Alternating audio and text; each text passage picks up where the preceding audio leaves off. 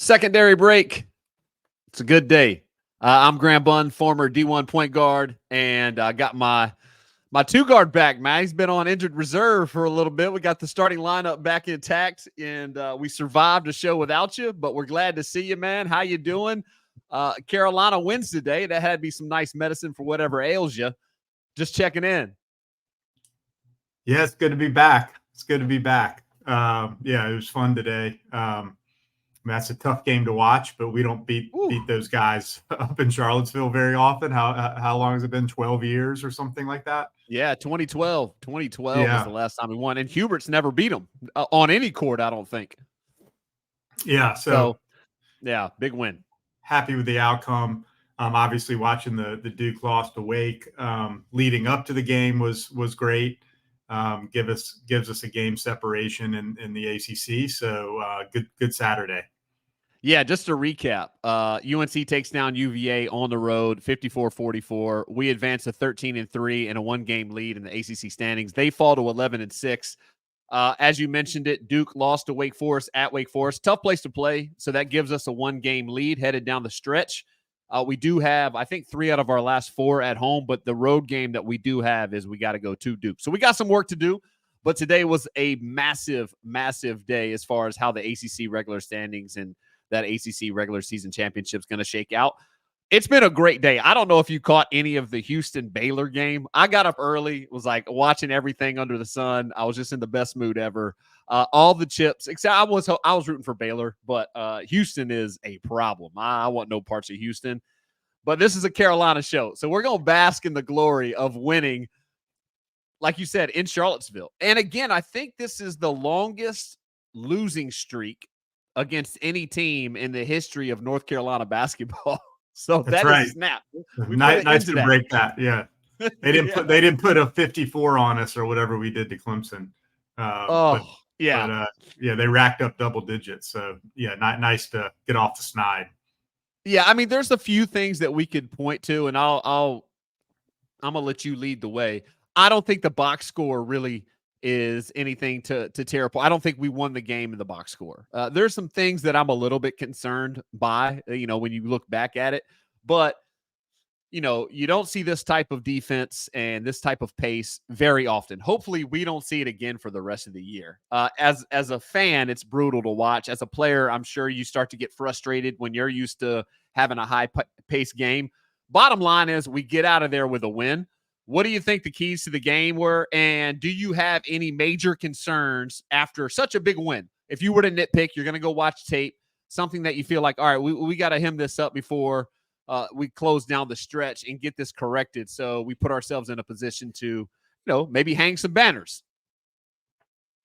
I mean, I think the reason why it's been so long since we've won there is they obviously can impose their style. And we've always had a hard time winning playing their style. And sorry about the lingering cough. And the fact that we were able to play their style and beat them at their style and grind it out was very encouraging. I think we sort of matched their defensive effort, particularly in the first half. Granted, they didn't shoot well. They're not that gifted of an offensive team.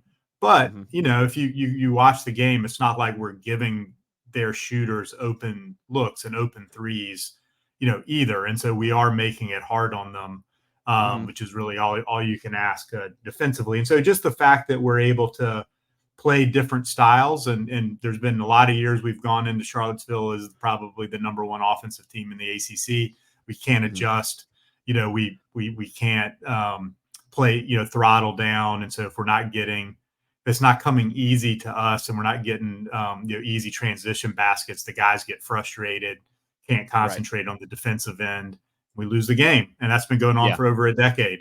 And so the fact that this team has shown now, I think we got up to 7-2 on the road in the ACC, for the most part, the ability to grind it out, win ugly, even when we don't get to play our style is encouraging. And I'm sure there's going to be a game, if not multiple games, in the NCAA tournament where, other teams are going to try to do this to us, and having this experience hopefully will help us. Yeah, I mean, the silver lining and everything that you just said, I could not agree more, is no one does it better than UVA. If anyone tries to mimic that, like, again, probably a good strategy if you don't feel that you can outscore UNC, and I don't think a lot of teams can. But no one's better at that pack line defense than UVA. So today was, a wonderful thing to say, okay, we went into their place, hostile environment. That place was rocking. It's a Saturday, and we handled business. Now, we did have a week to prepare, which I think did help us. But I'm curious to think, because I do think there was one particular aspect of our game today that was the ultimate difference maker in winning and losing. I'd love to put you on the spot. What do you think was, and there were several things that Carolina did well, and you have to be able to win in Charlottesville. But if you had to pick one that you thought was at the top of the leaderboard of the biggest difference maker in today's game, what would you attribute to? Well, I would say two things. One, Cormac made shots. And so that was huge. He carried. All right, know your audience. You know you're talking, know your audience. Yeah.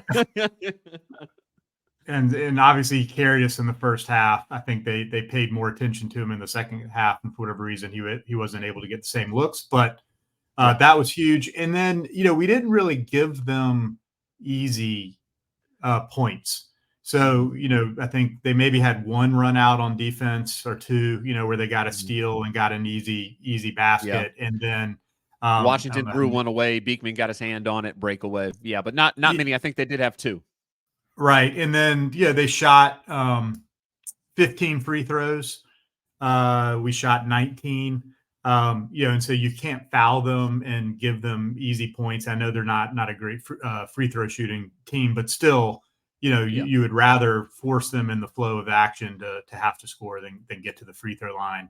And so I think the fact that we did that, and then we paid attention to shooters. If I could lob in a third, I think Tony called a good play there with like at the 3-minute mark, and McNeely got a little flare screen wide open for a three. But there weren't many times when their shooters, when Groves or Rhodey or McNeely had open looks. And Groves in particular has really picked it up the second half of the season for them, and he's been one of the big reasons they've turned it around. I don't know if he even scored tonight. So I think we continue to seem to be paying attention to the scout and paying attention to the right players. And Groves didn't score. Ryan Dunn only had two. That's impressive when you're able to take away, a couple of their leading scorer had 12. So, there was not a lot of points to go around, and that was minor. Beekman, who, obviously Beekman's a great player. He only had 10. And I think he's definitely capable of having a 20-plus game, especially at home. Yeah. Yeah. So I think those things to me really impressed me about the win today. And I think were keys to beating them. Yeah.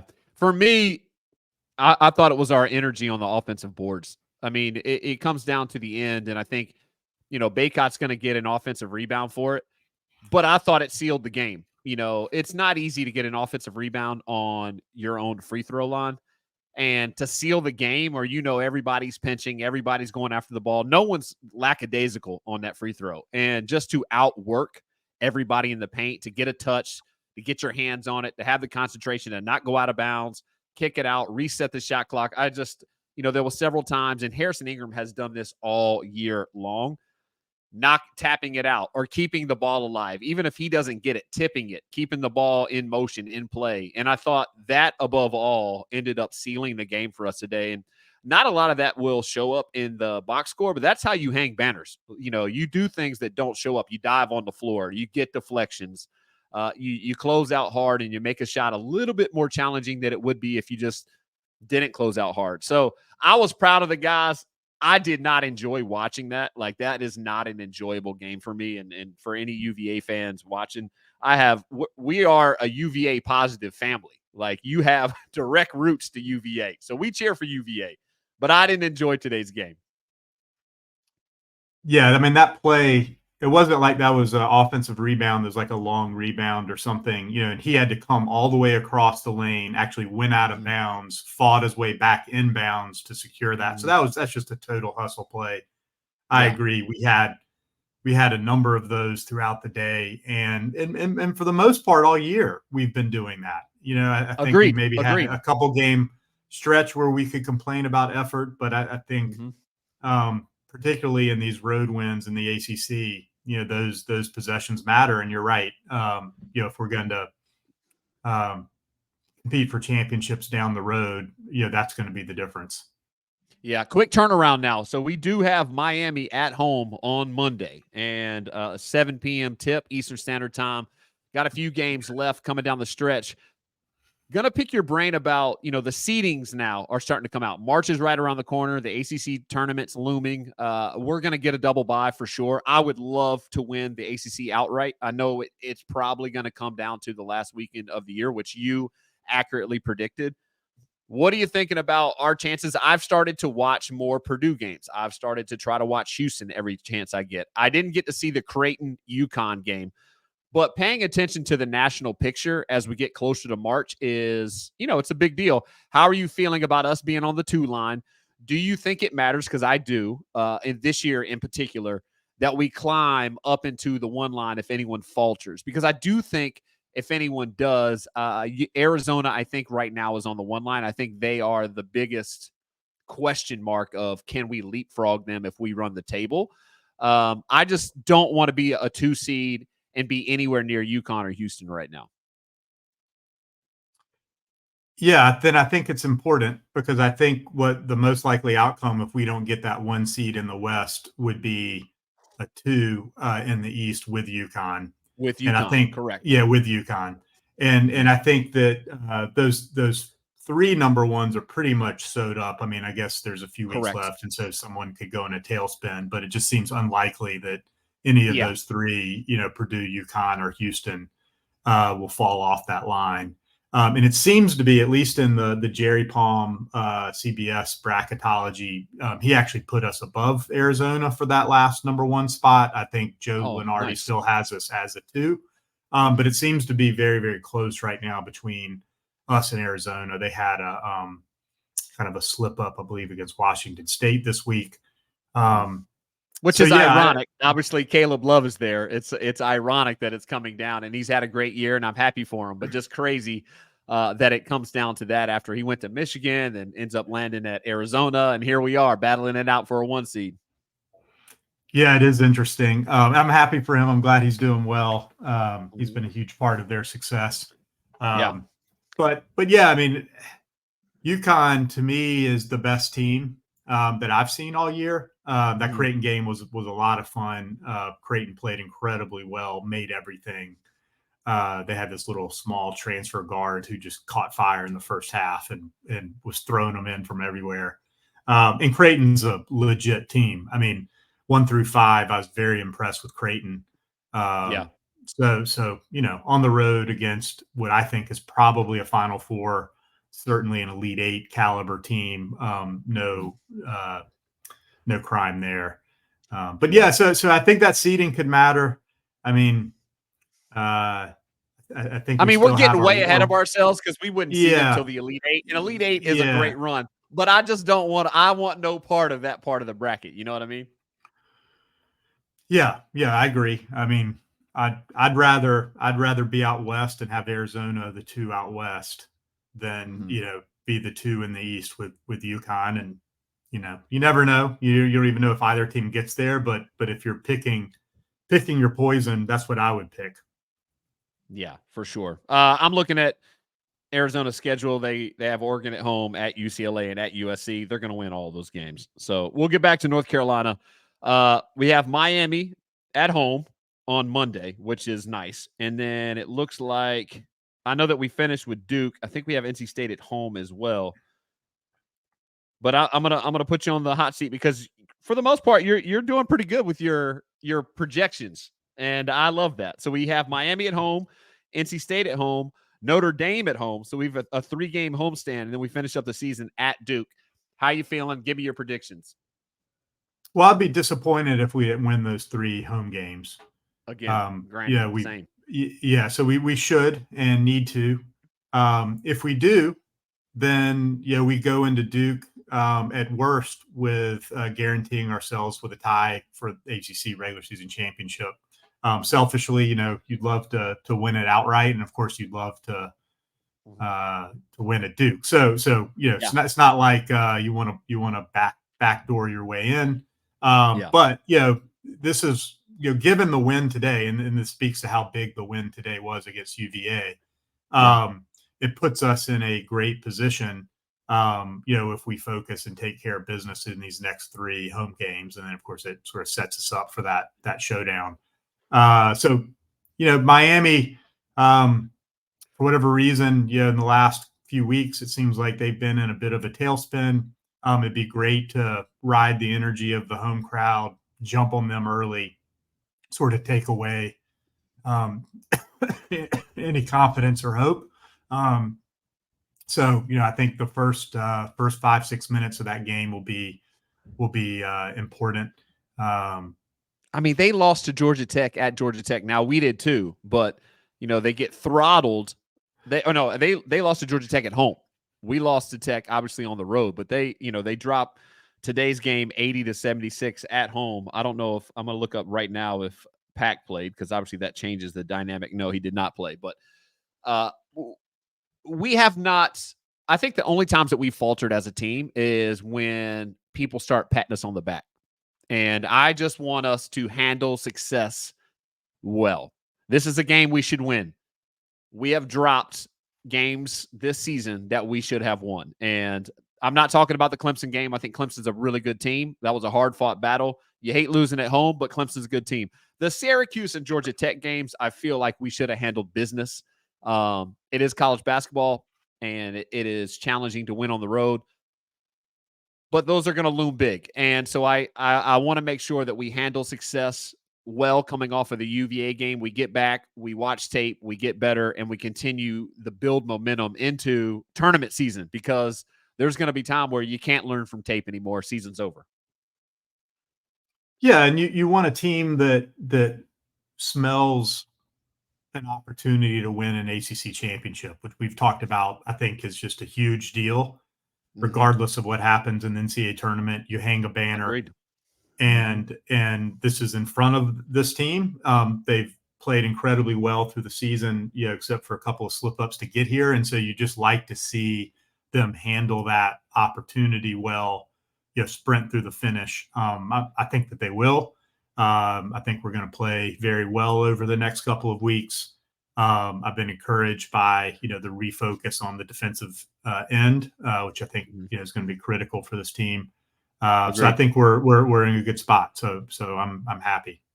All right, last question, because this is just selfishly, because I was a little worried. I've never seen this. RJ Davis goes 1 of 14 today. Now I know that Reese Beekman is a very good defender, and I would put him at the top of the leaderboard to win Defensive Player of the Year. I think he won that award last year as well. So 2 years running Defensive Player of the Year.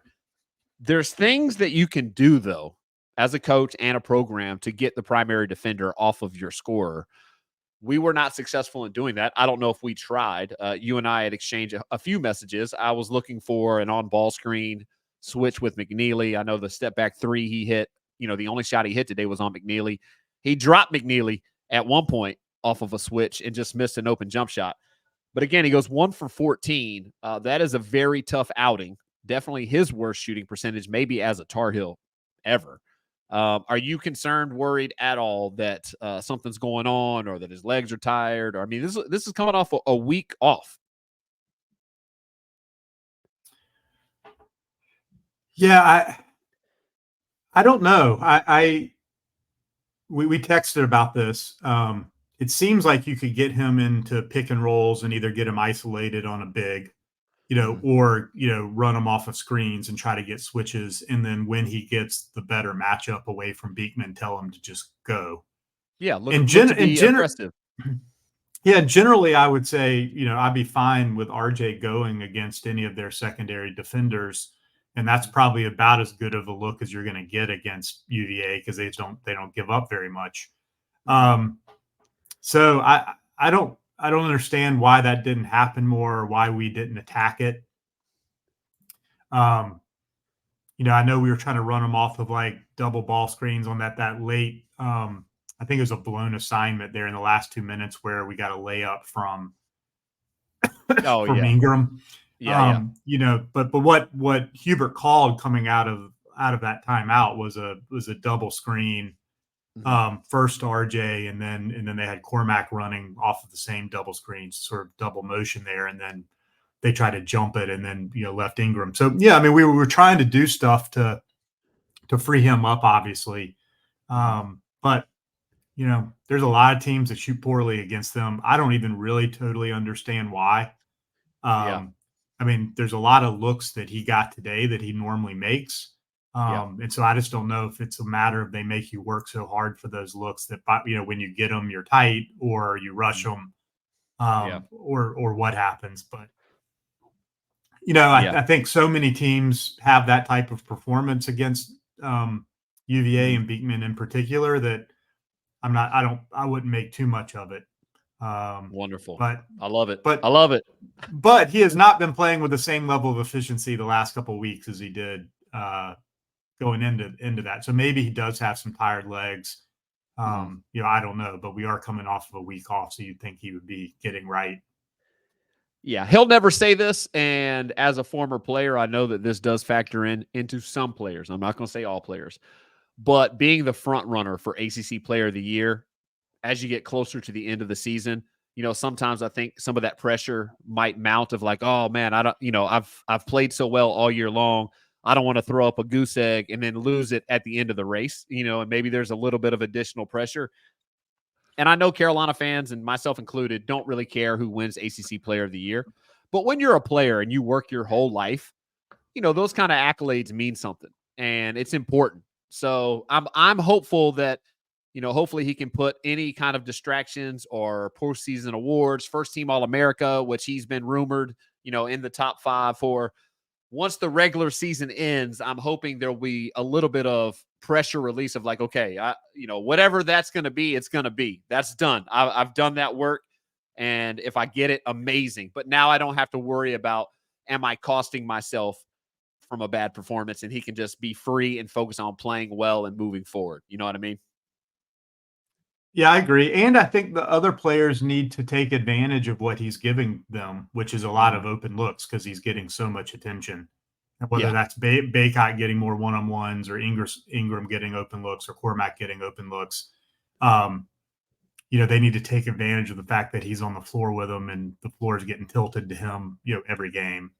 One thing I would have liked to see us do more, particularly when we got into the bonus with about 5 minutes left in the second half, was just attack them more. I mean, it's like, even if they block every shot, like, I just felt like we got really passive down the stretch, made it easy for them to defend. And when you get UVA and in the bonus, because they don't foul all that often, like, to me, that was like a huge advantage in the game that we just didn't take advantage of. And so I think we have to be smarter, down the stretch when we work ourselves into a free throw advantage like that, especially against defensive teams. In addition to, I think, like, working him free of Beekman, but then when he's like dancing with a big guy, like, to me, it's just like, you just got to attack that big guy and force him to move his feet and force him to block the shot and defend and make the refs make a call. So I would have liked to seen that. And I know he got to the free throw line a little bit more in the second half. But I think we could have done more of that to get him going. All right. Well, Monday night, we got the Canes at home. Hopefully the Dean Dome will be rocking, and hopefully you're feeling a little bit better. But I would imagine today's been some good medicine, It was very good medicine. Before we go, I have one question for you. Were you ever part of a court storming? Yes, I was. I was. Now, did you win in the court storming, or did you lose in the court storming? You won. Okay, we won. So it was at home. I take that back. So I've been a part of 2, because I was a part of one in high school where we played at South Johnston, and since we had moved into, it was the Triangle 3A conference, we had never lost a conference game. So it had been 4 years, and we were something like 56-0 in conference play. South Johnston beat us at the buzzer in the regular season, and they rushed the court. So that was bad. In college, we beat UNC Charlotte 109 to like 106 in triple overtime, and they rushed the court when I was at Appalachian State. And that was really cool because I just jumped around and I was actually on the bottom of a pile up. And yeah, it was nuts. And if anyone's wondering why we're talking about that, Duke Wake Forest today, actually, we've been a part of it. I mean, people rushed the court when they beat us. I think Georgia Tech rushed the court. Syracuse rushed the court. There's been a lot of it. Yeah, they both did. Yeah. Yeah. So there's been Wake Forest rushes the court today. Kyle Filipowski has, turns his ankle. Caitlin Clark gets knocked down against Nebraska, I think. And so there's a lot of discussions about outlawing. I think it gets outlawed. I don't think it'll be around next year because it's just so prevalent amongst sports media. But yeah, I honestly, I loved it. And both times, like as a kid, I was annoyed and pissed. And then we played South Johnston in the conference tournament when I was in high school. And your boy had a game. The conversation for a different time, but I had a game and there was no court storming. And when you win and people court storm, it's awesome. And actually, I just watched LSU beat Kentucky. They stormed the court. My former teammate and coach at Appalachian State, Matt McMahon's the head coach at LSU. And the broadcast kept broadcasting, and he was taking. I ended up texting with him afterwards. He was taking selfies with everybody that ran onto the court. So I get it. There's a safety issue, but it's really, it's a part of college basketball. Well, I was a student at Carolina. I think the only time I rushed the court was we beat Duke in '92 when they were ranked #1. That was the bloody Montrose game. Yeah. I mean, to me, it'd be sad if they outlawed it. Like I like rushing the court. I think it's great for the fans. Mm-hmm. It just shouldn't be that hard to give people a minute to exit. Correct. Like to me, like the rushing of the court, is I mean, it's part of college basketball, but we should be able to do it in such a way that the players aren't in jeopardy. And I mean, even football, it's not only basketball. It's a part of college athletics culture. Yeah, and it just shouldn't be that hard to have police at the major ingress areas onto the court, and you don't have to hold them off forever. You just have to slow them down so that they can get into the tunnel. I don't know why that's so hard to do. And then to me, it's like, let them storm the court, and then if the home coach wants their players to party with the fans, that's great. If for safety they want to have them off, that's fine. Mm-hmm. But, I mean, it's like you don't get that many wins. I mean, some of these programs, I mean, they could go a decade without beating a top 5 team. And then to not, allow the fans to express it that way, I think would be sad. We may be trending in that direction if people keep getting hurt. Hopefully Filipowski's fine. But anyway, I was just curious, your take on all that. Yeah. Well, I appreciate the question. It took me down memory lane a little bit. And I remember playing South Johnston again that same year, and that it was vivid in my mind of, not that it was disrespectful, but when you're like a 15, 16-year-old kid, you feel like, okay, all right, you guys, we're going to show you why, that is important to you guys. We're not going to storm the court after we take you to the woodshed, which 1000% happened. So very cool. All right. Hopefully you're going to be feeling good, and hopefully we'll see you again after a nice, huge W on Monday. But for now, for the next few hours, let's enjoy this win and snapping a losing streak, the longest losing streak in program history against the Virginia Cavaliers. And go Heels, baby. Go Heels. Let's go.